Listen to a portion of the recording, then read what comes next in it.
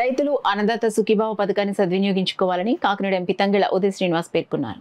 పిఠాపురం పట్టణ అంబేద్కర్ భవన్లో వ్యవసాయ శాఖ అధికారులు ఏర్పాటు చేసిన పీఎం కిసాన్ అన్నదాత సుఖీభావ కార్యక్రమానికి ముఖ్య అతిథులుగా ఎంపీ తంగెళ్ల ఉదయ్ శ్రీనివాస్, మాజీ ఎమ్మెల్యే వర్మ, తుమ్మల బాబు, మాజీ ఎమ్మెల్యే పెండం దొరబాబు, జనసేన పార్టీ పిఠాపురం నియోజకవర్గ సమన్వయ కమిటీ సభ్యులు ఓదూరు కిషోర్, నాయకులు డాక్టర్ జ్యోతుల శ్రీనివాస్, బీజేపీ నాయకుడు ఓలేటి వెంకటేశ్వరరావు హాజరయ్యారు.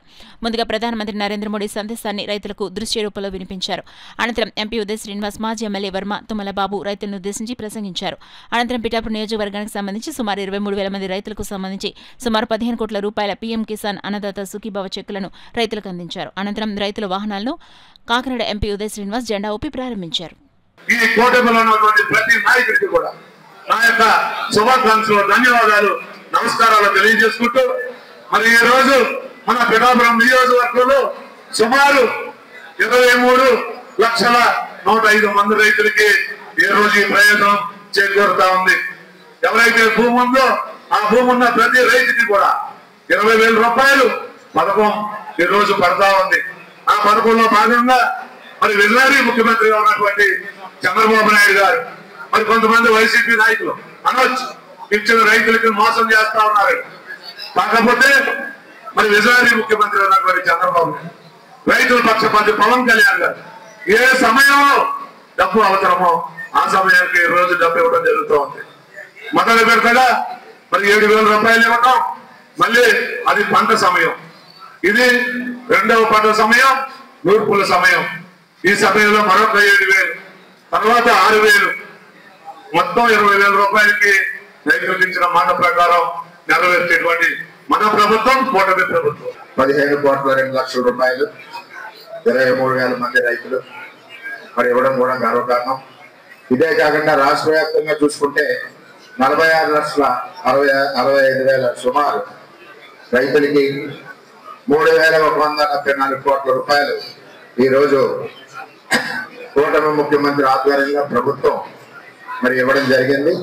ఉమ్మడి మేనిఫెస్టో ఏదైతే ఉందో అందులో భాగంగా మరి ఈరోజు మనం జ్ఞాపకం చేసుకోవాల్సిన విషయాలు ఉన్నాయి. అప్పుడు జగన్మోహన్ రెడ్డి ఇచ్చినప్పుడు 13,500లో అప్పటి ప్రభుత్వం ఇచ్చింది 7,500 మాత్రమే, మిగిలింది కేంద్ర ప్రభుత్వం ఇచ్చింది. కనీసం బయట కూడా చెప్పకుండా మనమైతే పారదర్శకతగా చూపిస్తున్నాం. ఇటు మోడీ గారు చేసింది కానీ కూటమిలో చేసింది కానీ అని కూడా ప్రజలకు పారదర్శకంగా తెలుస్తాము. 13,000 మేమే ఇచ్చామని చెప్పడం జరిగింది. ఇవాళ చంద్రబాబు నాయుడు గారు కూటమి ముఖ్యమంత్రులుగా రాష్ట్ర ప్రభుత్వం ఈరోజు 14,000 రూపాయలు అంటే ఇంకొక 7,000 అదనంగా గత ప్రభుత్వం మీద మనం ఇవ్వడం జరిగింది. 6,000 నరేంద్ర మోడీ గారు ఇవ్వడం జరిగింది.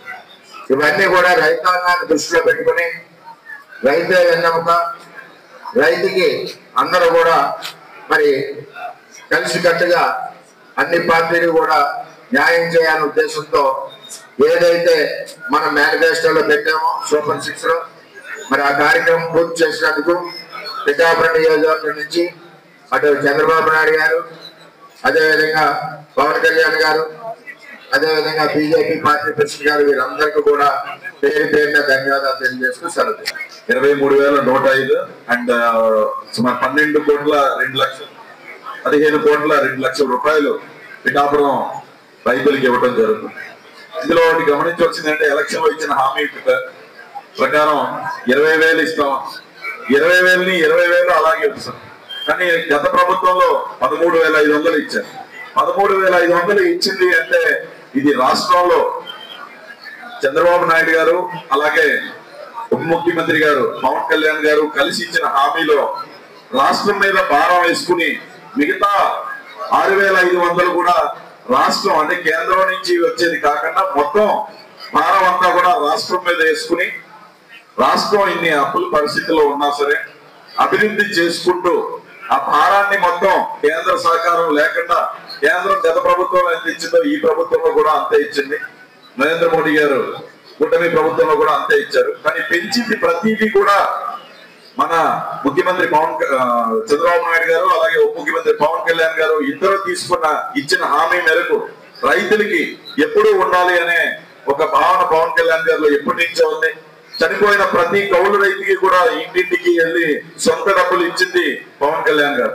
సో ఇందులో కౌలు రైతులు అంటే నిజంగా భూమి ఉన్న రైతులు మొత్తం అందరికీ కూడా ఇందులో డబ్బులు ఇవ్వడం జరుగుతుంది.